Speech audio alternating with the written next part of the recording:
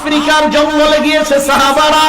জঙ্গলে ঢুকার পর ওই সাফিনা মাল বুঝাই করার কারণে আস্তে আস্তে দেরি হয়ে যায়, সন্ধ্যা ঘনিয়ে যায়। রাস্তা দিয়ে যাইতে যাইতে হঠাৎ বনের দিকে যখন রওনা করলেন, বনের সামনে একটা বাঘ তার সামনে পড়ছে। রিওয়ায়াতে আসছে আদরাকাহু যিবু, একটা নেকড়ে বাঘ তার সামনে আসছে।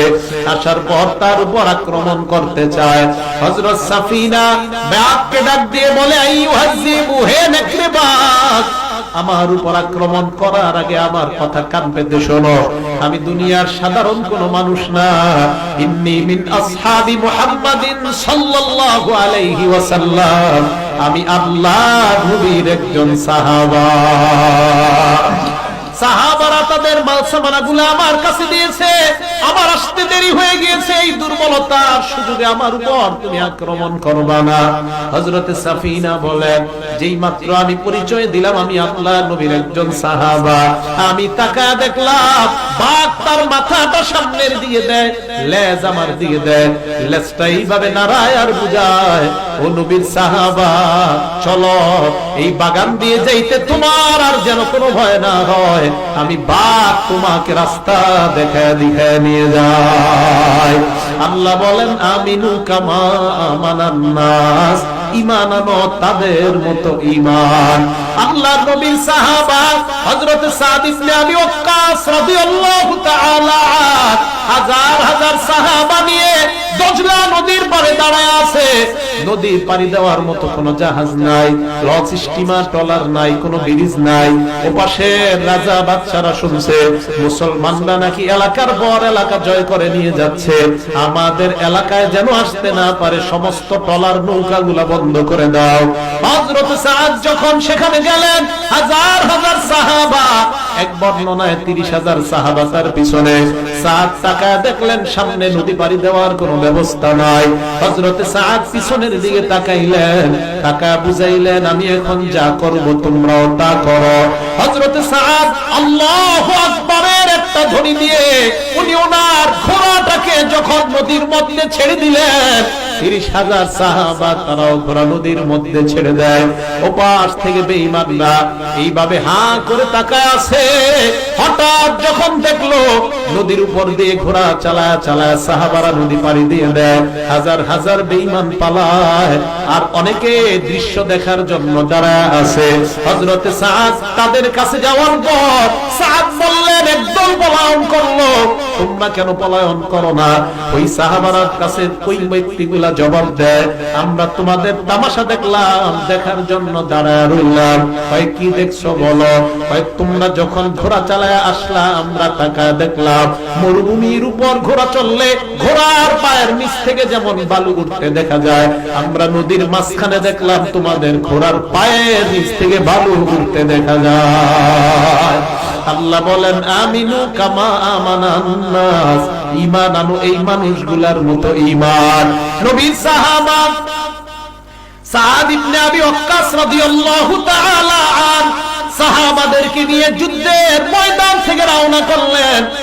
রাতের বেলা যাইতে যাইতে সন্ধ্যা যখন হয়, রাতের কাছাকাছি, সাদ চিন্তা করলেন রাতটা কোথায় কাটানো যায়। খ্রিস্টানদের সাথে পরামর্শ করলেন। খ্রিস্টানরা কয়, একটু পরে তোমাদেরকে জানাই।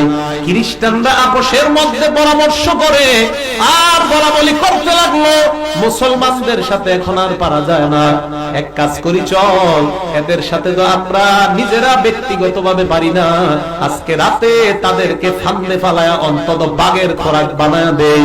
খ্রিস্টানরা কয়, কি উপায়? কয়, চলো তাদেরকে পরামর্শ দিয়ে দেই, সামনে সুন্দর একটা বাগান, ওই বাগানের মধ্যে যেন তারা রাত কাটায়। আসলে ওটা বাগান না, ওটা হলো আফ্রিকার বড় জঙ্গল। সাহাবাদের কাছে আসছে, আসার পর খ্রিস্টানরা কয়, এ মুসলমান সম্প্রদায়, আমরা পরামর্শ করলাম তোমাদেরকে যদি ভালো একটা জায়গা দেই সেখানেই তোমরা থাকবা। হ্যাঁ হ্যাঁ বলেন, কোথায় থাকবো? আজ রাত তোমরা ওই জঙ্গলের মধ্যে সামনে একটা সুন্দর বাগান, ওই বাগানের মধ্যে তোমরা রাতটা কাটাও।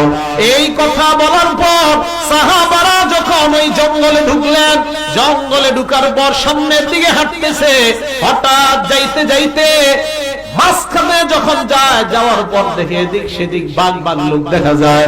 একজন আরেকজনকে কয়, সর্বনাশ, আমগরে তো ফুলের বাগানে পাঠায় নাই, জমের বাগানে পাঠাইছে।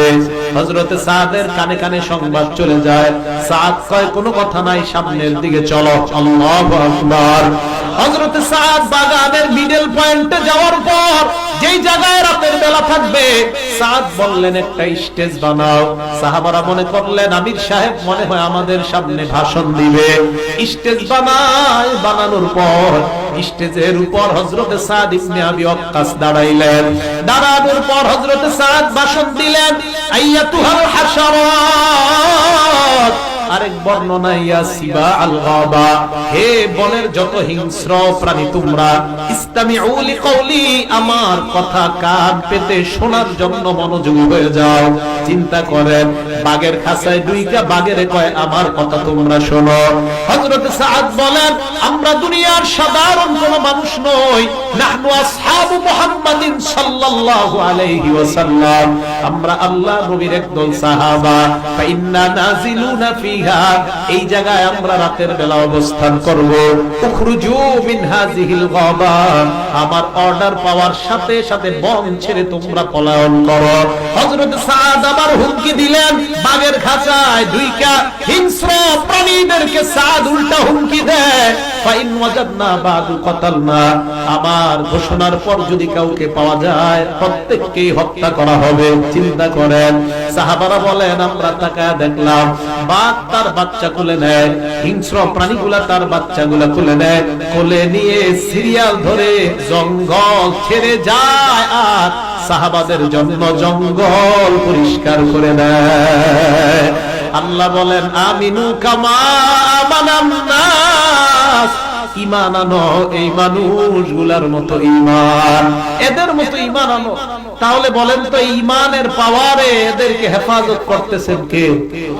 আরো জোরে বলেন, মহব্বতের সাথে একবার বলেন না। এরকম সুন্দর নাম আছে।